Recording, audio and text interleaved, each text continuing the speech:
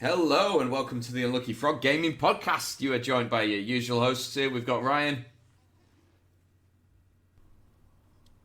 Sorry. I was waiting for Ryan to say hello. Sorry, I had to mute myself to respond to something real quick. My apologies. Alright, So let's start. Start again. Okay. We've got Ryan just a fucking dust ball across the screen. We don't have Ryan. We lost Ryan in the divorce.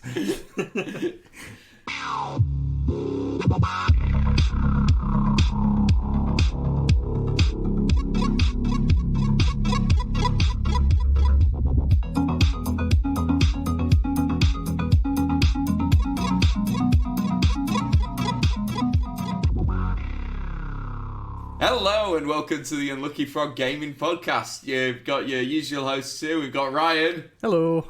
There we go. We've got Tom. Hello. Hey, we've got myself, Josh. How are we all doing? We'll start with Ryan. I'm doing great, thank you. I've had I actually managed to get a game in this week that wasn't one of our scheduled RPs. Managed to play some Dice Forge with a good few of my friends this week. What's that? So the idea is you are adventurers. You're it's a 4-player game. You have 2 dice that functionally have flat Lego pieces on them, on their face. It's like 2d6. And the idea is you forge your dice by doing little quests to get different faces. It's like a resource management and victory point based game. So one dice will have money across most of the sides and a sunstone, and the other will have the same but a moonstone.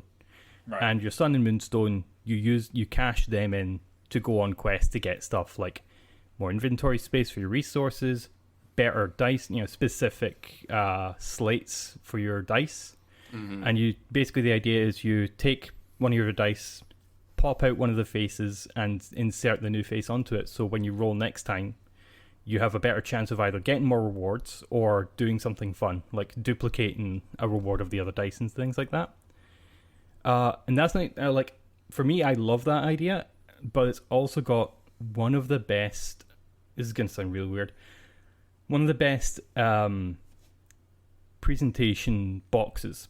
Mm-hmm. The box, when you open the box, you take a slab out that is the sort of board for where all the resources are going to go, and your board and your box form one continuous stage. So all the dice pieces, all the bits you need remain in the box, and they become part of the board itself. Right. So it's very well presented and very, it's very easy to set up and take down. Mm-hmm. Apart from fiddling with all the dice at the end, it is one of the neatest, it's more satisfying things to put away when you're done playing with it. That sounds pretty cool. It's really fun. There's another expansion where it is, I think they add more dice and more resources you can get, but the base game itself comes with different levels of difficulty, or so we've been playing through them over a recent period, and we are probably going to crack into the expansion soon, which is fun. That sounds really good. Yeah. I love it when... sorry, on you go. No, after you, sir. Oh, thank you. I love it when the designers of a game do incorporate the box or the packaging into the game itself. I think there's just something very satisfying about seeing that happen. Yeah, too often that I have to I get a box for a game and I'm like, okay, do I need to get a fishing tackle container for these bits? But no, this it has spaces for your dice, it has spaces for your minions, your tokens, sorry, and the sort of slate that all the dice faces come on just gets slipped into a little cover with functionally a bungee cord that gets wrapped around it to keep them all secure and in place, and that just goes on top of everything else in the box. On the flip side, one of the worst things in the world is when a game doesn't come with an insert. No. And it's just like an empty box, and everything's just rattling around inside it unless you do something. One worse than that. In fact, it's when you get a game that when you've actually opened it, it won't go back in the box. Yes. That is the worst. Like I hate games that don't have an intuitive inbuilt storage solution to them. Yeah. Whether it's an insert or the box is big enough to hold it. If you are a game designer, design your game to do that.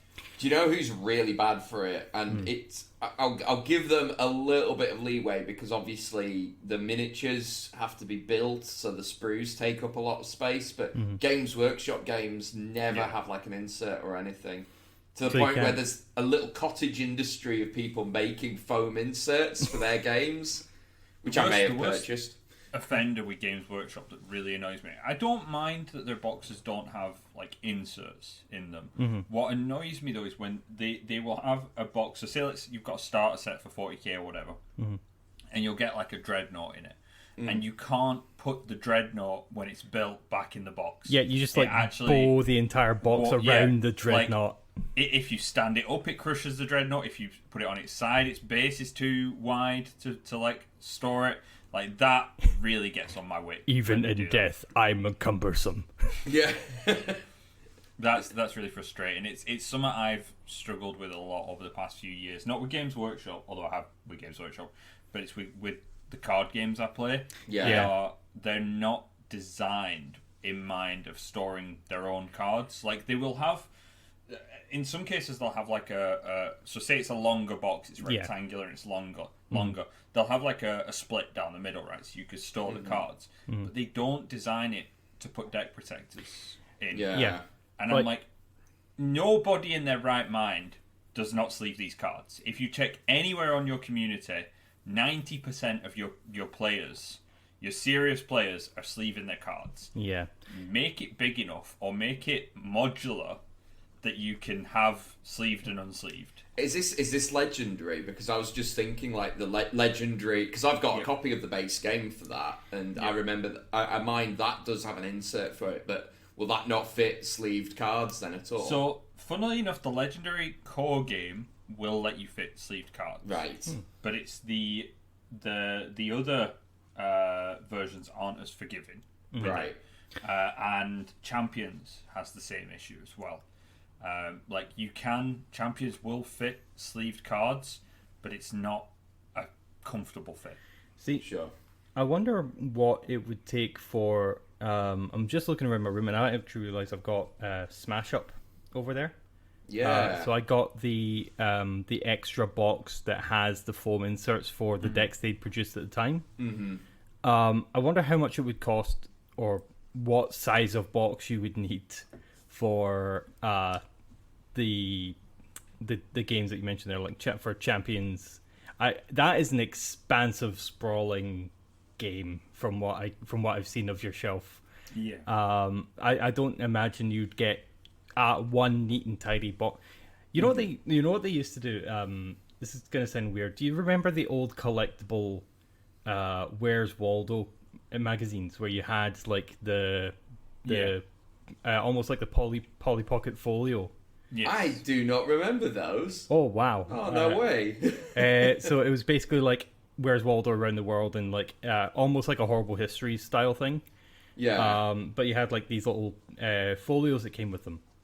After a certain number of issues generated, they would have these folios for you to keep them. Anyway, they should make, like, after a set number of these games get produced, they should make a box for, here's Guardians to Thor or whatever release order they were, and just have a box that you can keep them in. I mean, I'm surprised they don't, because it's just more stuff they could sell you. Exactly. Right? Well, so that's, funnily enough, you've touched on something there, and it's a bit of a nerve for me, because I do agree with you, but I don't think they should sell it. I think they should do, like, you do expansion 1, expansion 2, expansion 3, right, and then you've got this massive collection, and expansion 4 should they come should with the release box. that expansion in a box that can hold everything that's come before it. Right. Funnily enough, that's actually what they did with the Smash Up extra box. It's not a game based by itself, it's just a box to hold your other Smash Up cards, but it came with the Tabletop Geek faction from the old Will Wheaton show, Tabletop. I remember that. Yes. Yeah, like I like Legendary is a problem. Like especially there are, not including Big Trouble in Little China, right? Because that's not Marvel. Just Marvel Legendaries. I have 4, 5, 6, 7, 8 boxes.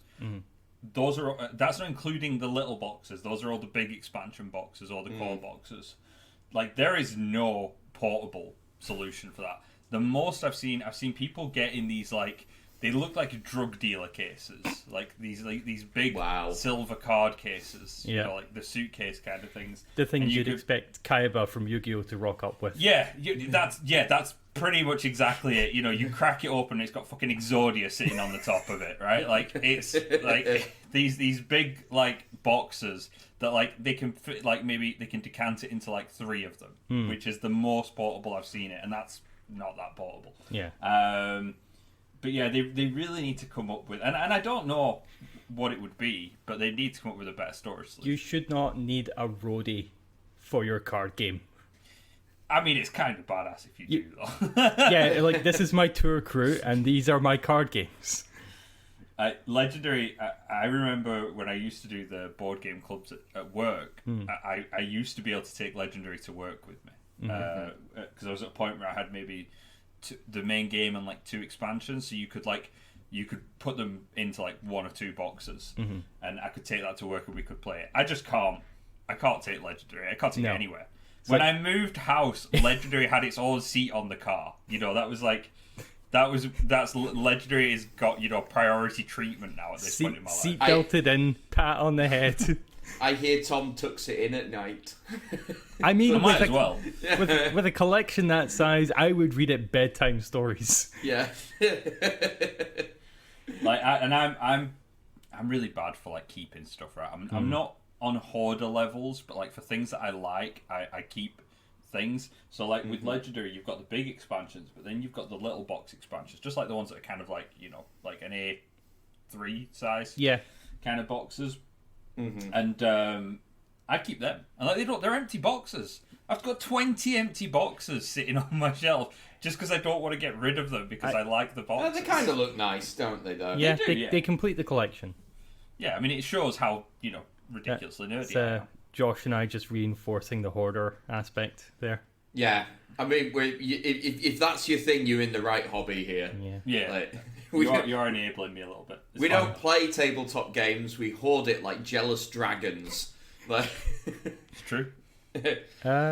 Yeah. Apart from that, and finishing off the section of the Star Wars story we're playing in, that has been my week pretty much. I forgot all about that. Let's talk about that. We finished our little arc in Star Wars, so. Tom, why don't you regale us on what happened? Oh, God. Okay. The fear in his eyes. No, it's like, Tom, use your memory, that thing you're famed for being great at. So we finished off Dead in the Water, which was the adventure that we were running, the module for Star Wars FFG. And you guys had kind of dealt with the immediate threat. You'd stopped the ship you were going on from plummeting into a black hole. You'd kind of fought off most of the saboteur droids. And then we had like a space combat, which actually I thought went surprisingly smoothly for a space combat. Yep. Probably our smoothest space combat so far, where 2 of you, Josh and Scott's characters, Ryan and Scott's characters, and Josh was also there, were flying Y-wings around shooting at the shuttle that had the lead droid and the captured captain on it, and then you disabled it, and then you bartered for him to come back on board and release the captain, but poor Scott, bless him, who has a good bluff check, fumbled his bluff check and basically like gave away that he wasn't planning to uphold your end of the bargain. Yeah. So when the guy came back on board, he delivered your captain dead, which puts you 2 for 2 now on dead commanders. Yeah, but it was interesting because like my character was planning to play it straight because of how many command figures have been in very precarious positions in his tenure. So he didn't pick up that Scott had even like let anything slip. Yeah. So when this droid comes in and throws the body of the captain onto the deck, it's just like, you can't trust.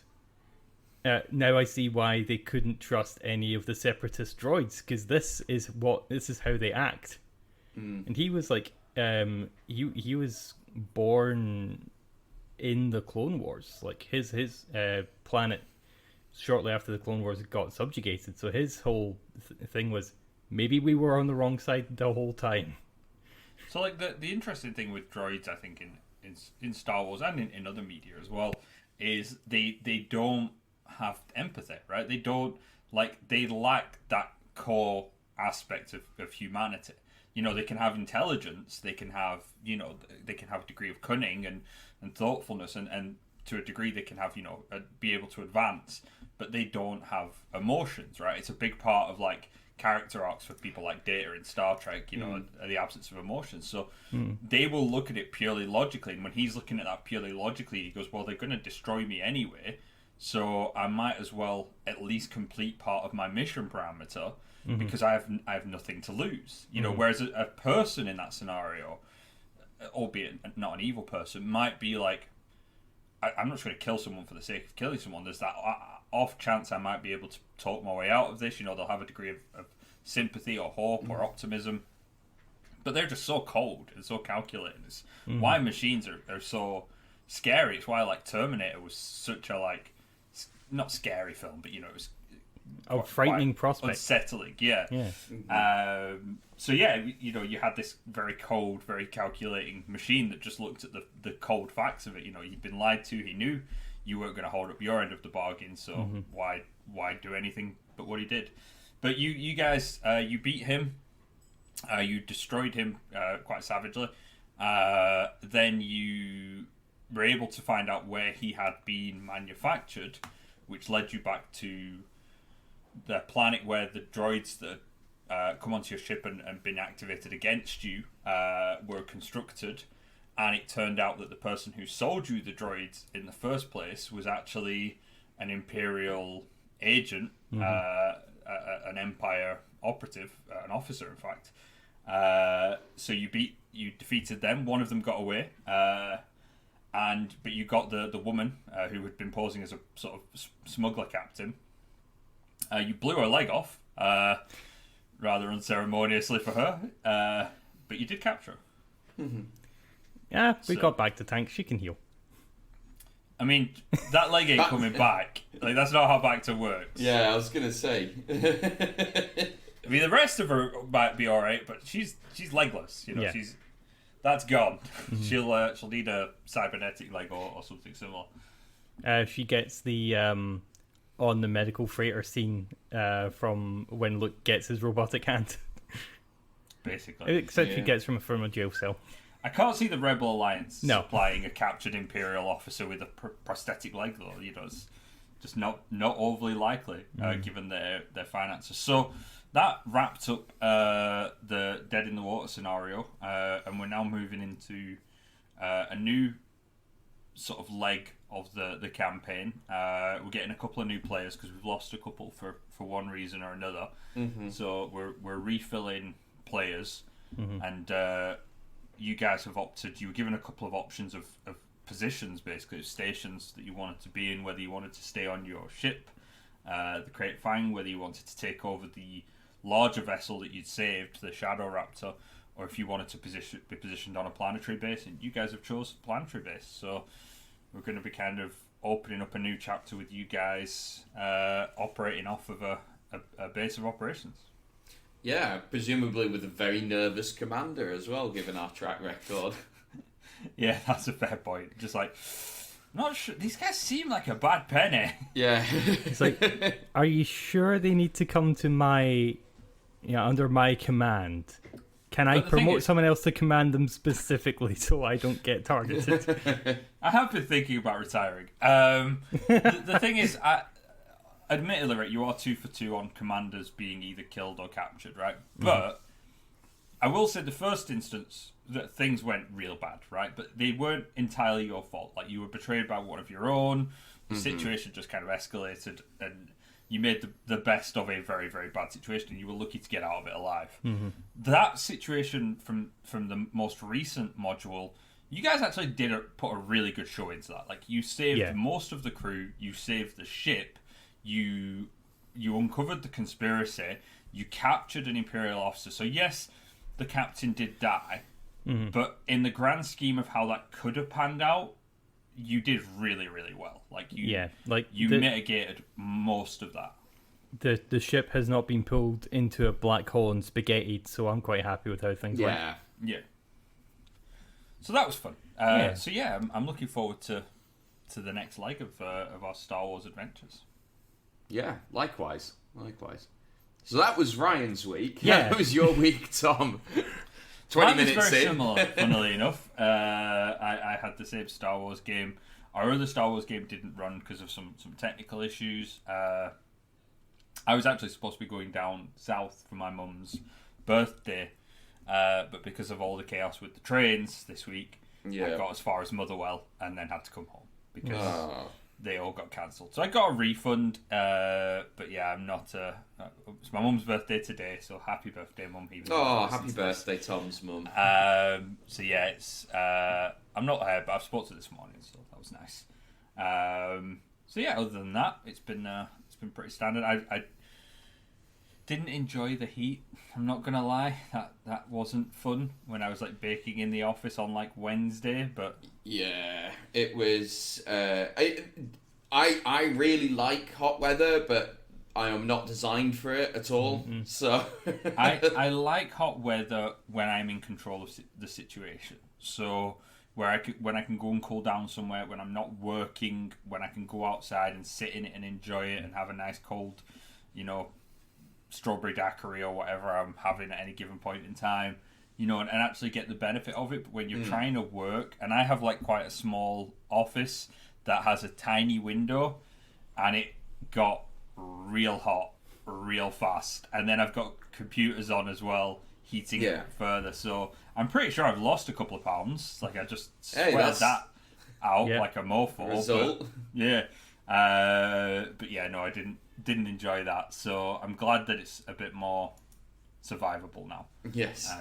I like nice weather, not uncomfortable weather. So yeah, that was me. How about you, Josh? How was your week? Yeah, pretty good. We've covered off the Star Wars game. Gaming wise, I've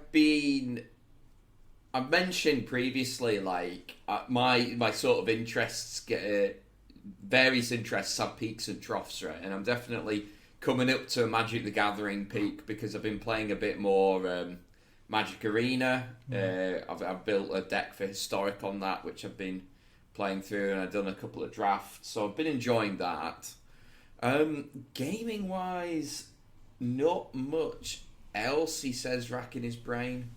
I was saying to everyone before we hit record, I'm feeling a little delicate this morning because I was at a wedding reception last night and I might have had a couple of beverages. So a couple too many from the sounds of it. Wow, alright. I mean, you're not wrong. No. So I'm fine. I think I'm holding up. I think I'm managing. So funnily enough, actually, you've just reminded me there on the subject of what I've been doing this week and gaming related. I have made a triumphant return. Triumphant's maybe not the right turn of phrase. To playing Pathfinder: Wrath of the Righteous, which I was originally streaming for ourselves. Yeah. And yeah, I drifted away from it for like 7 months.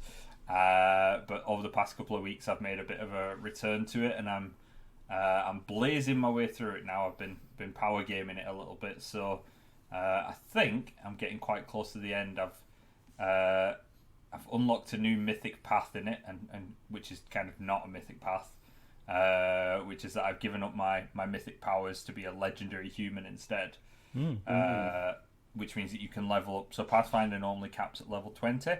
But if you do the mythic human, which is basically you don't have any mythic powers, but you embrace your mortalness, you can level up to level 40, and you level up a lot faster. So my main character is now like level 34, I think, I mean, given that we've played Mythic before, that puts you roughly on tier with a Mythic character. I think in some ways, yes, but in other ways it makes you more powerful. Because, like, you're getting more stat increases, right? So as a legendary human, a couple of things happen. You get an immediate +4 to all your stats, just to give you, like, a fighting chance. Yeah. You can still only max out a class at level 20, but you can then take other classes as well. Right. So you can get more spell slots and different. So you're getting more spell slots, more ability. So like I'm a Wizard 20, Bard 7, Lawmaster 7 at the moment. So I'm opening up combats with like Inspire Courage, followed by a Quickened whatever, and then another spell of some type. And then my Lawmaster means that like I get automatic rolls of 10s on any knowledge checks. All my hit dice and my skill points are still advancing, so I'm still getting like, and my base attack as well. Like my wizard has a higher base attack than my paladin, who's level like 17. So it is a bit crazy. So Ryan's been getting regular updates on this, whether he wants them or not. I cannot unsubscribe Wrath of the Righteous facts. I went into the Abyss and I had a whole thing in the Abyss, and now I'm back out in the world trying to deal with the last of the demon invasion. But I think I'm on the home stretch now, so that's going to be me probably for the rest. I'm off work for a long weekend, so I've been basically binging that for my time off. Mm-hmm. Nice, good stuff. Good use of your time off. I think so. I mean, it's not what it was meant to be used for, but I'll take it. Yeah. On the subject of D&D and Pathfinder, see that smooth transition. Mm-hmm. We also got an announcement, not an announcement even, a video drop, because we got the trailer for the new Dungeons and Dragons movie, Honor Among Thieves, dropped this week. And I think we've all seen it at this point in time. So this is the new film starring Chris Pine, Michelle Rodriguez, and Hugh Grant, amongst others, by Paramount. And I really liked the trailer. I thought I'd bring it up and we could have a chat about our opinions on it and what we all thought of it. I will say the casting alone is a step up from the last D&D film that had, Jimmy Olsen from Superman's New Adventures as like the... Whoa. Jeremy Irons, come on. Yeah, it had Jeremy Irons and it had one of the Wayans brothers, but it wasn't, Jeremy Irons at his best. No. It was Jeremy Irons needs a new conservatory. Yeah, it was Jeremy Irons. It did not have it had the woman who played like the Queen in it was quite big as well, but I can't think of her name. I will look that up right now. I remember there was she's quite a big name actor. She really phoned it in as well, when she was in it. But yeah, this seems like a big step up, and looking at the... Obviously, we've only got the trailer to go off so far and a few stills, but the quality certainly looks a lot higher than the last one, which is not surprising. Not a piece of blue lipstick to be seen. No Damodars, which is both a blessing and a curse. The other thing as well that I thought was interesting, I've seen this comparison made online quite a bit, and it is a fair one, is a lot of people are comparing it to Guardians of the Galaxy in tone and structure. Yes, I was going to bring this up because the song that they used for the trailer is Whole Lot of Love by Led Zeppelin. Yeah. So definitely going for sort of a retro music thing that's Guardians of the Galaxy established in the sort of fantasy science fiction films. Suicide Squad tried to do it and didn't. It did. I'm talking about the very first Suicide Squad film, the terrible one. That is not to get too off track, but funnily enough, I was watching a video about why that film failed last night, and Suicide Squad's an interesting case study because I don't think it would have been a bad film if it had just finished the way it was supposed to be, because it was made to be quite serious. Yeah. And after Guardians of the Galaxy released, they actually pivoted it and tried to cram it to be like Guardians of the Galaxy. You can tell as well. You can tell, it's clear as day when when you watch it. Yeah. Because they just shoehorn these retro rock songs into the soundtrack. And And there are like really, really clear like tonal shifts in it as well, where at one point it's quite dark and quite serious, and then at other points it's really goofy and doesn't quite work. So I get that.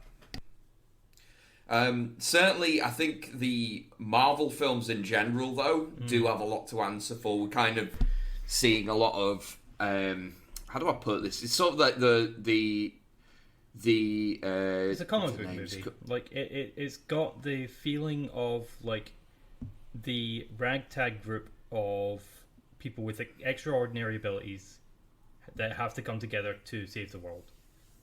Like it does. From what I can see, which is only just the trailers and the character reveals, it does smack of Guardians energy, but that might just be because they put that song over the soundtrack. Who knows what the actual soundtrack is going to be in the movie? But I am looking forward to seeing it because it looks like just an entertaining fantasy movie where I can occasionally go, "Hey, I know that monster." Yeah, like you can you can play Who's That Pokemon with the travails they have to face. Well, this is it, right? It looks like they're kind of honoring the source material. Like in the trailer alone, you see like a black dragon spewing acid. You see Displacer Beast. You see an owlbear. You see a mimic. These like that in the trailer alone is more of actual D&D lore than we saw in every previous D&D movie, because there are 3, unfortunately, put together. Like it's a lot more truthful to the source material, and the main character's, for all intents and purposes, a bard, which is that's a masterstroke in my opinion. Yeah, he's a planner. He plans. Yeah, he plays a lute. Like that's.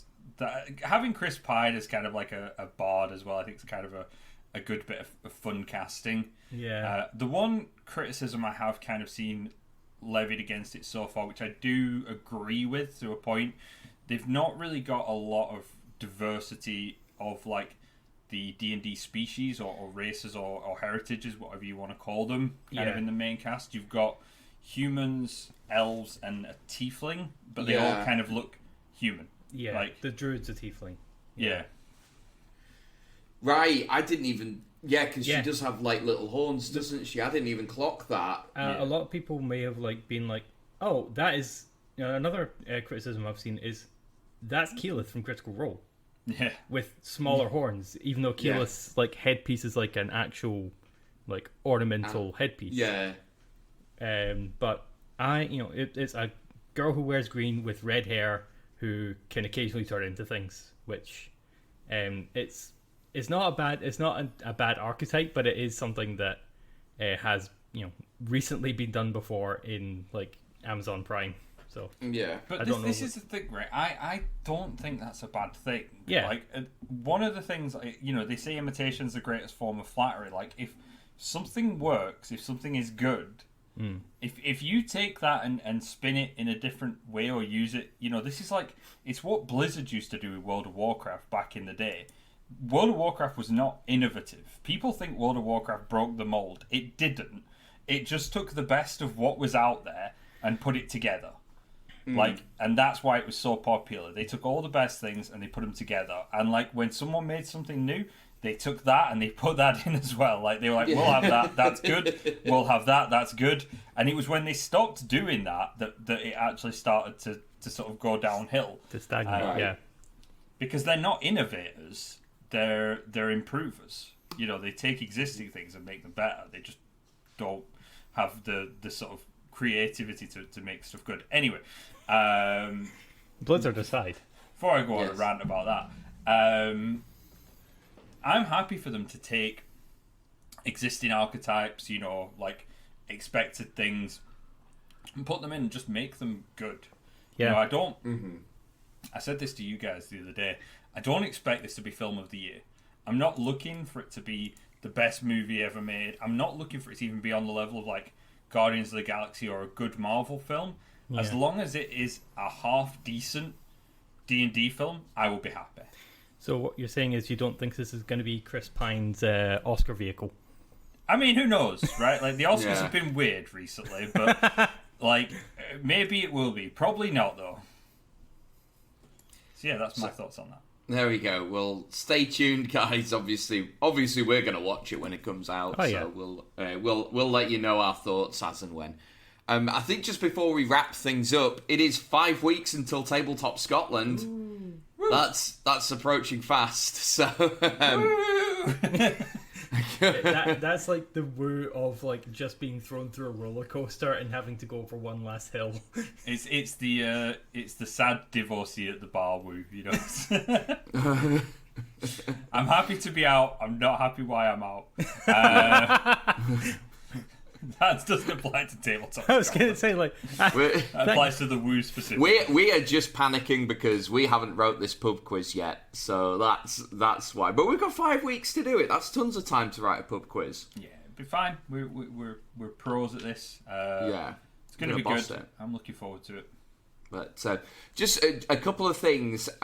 The guys over at Tabletop Scotland are appealing for volunteers. So if you fancy helping out over the weekend, check the webpage out and let them know if you would be interested in that. There is also, we haven't mentioned...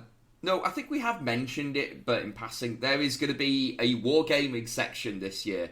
So if you play historicals or Warhammer or any miniature goodness, there's going to be a space for you to do that. And that is sponsored by Warbases as well. So we'll give you the link... the link for them below. They do bases, movement trays, buildings for your miniature war games. So we'll check them out as well. But there was talk of me and John having some sort of what's the word I'm looking for? Exhibition match. Exhibition match. Thank you. Yeah, of 40k, which I do want to take him up on it, but I don't know which army to take.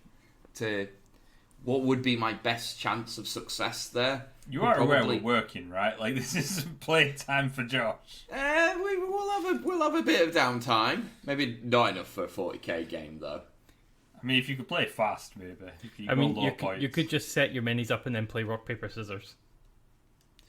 I'm okay with this. Yeah. do that really annoying thing that people used to do when I worked at Games Workshop, where they wouldn't even play a match. They would discuss a match. They would theory craft the match. Wow. I'll do this. Oh, well, if you do that, I do this. I'll do this and I do that. I would lose my mind with that. I'd be like, just play a game! Play the game! Stop talking about playing and play. Yeah. So, yes, check out all the links below. Hope to see plenty of you guys there as well. So, if you do see us there, come and say hello. Yeah, of course. Josh doesn't have many friends, so he'd appreciate the... Wow, jeez, oh. I've been quite nice to you today, so I thought I'd just get that parting shot. It's like you got fucking lanced. Pull that knife out of me, Jesus. Oh. You didn't even know you were in a jousting competition, Josh. You just got ran by. So, guys, if you fancy slagging me off at Tabletop Scotland, just go for it. I mean, I'll be a shell of a human being, having spent a whole weekend in Tom's company and his I'll try to buffer, but I don't think I'm going to be able to do much. No, there's nothing you can do, Ryan. Wear Ryan like a bulletproof vest. Just yeah. Just the meet and greet is just me like bodyguarding Josh. Rightio, folks. On the note of my precious ego, let's draw this episode to a close. So, as always, thank you very much for listening, and until next time, take care. Bye-bye. Bye.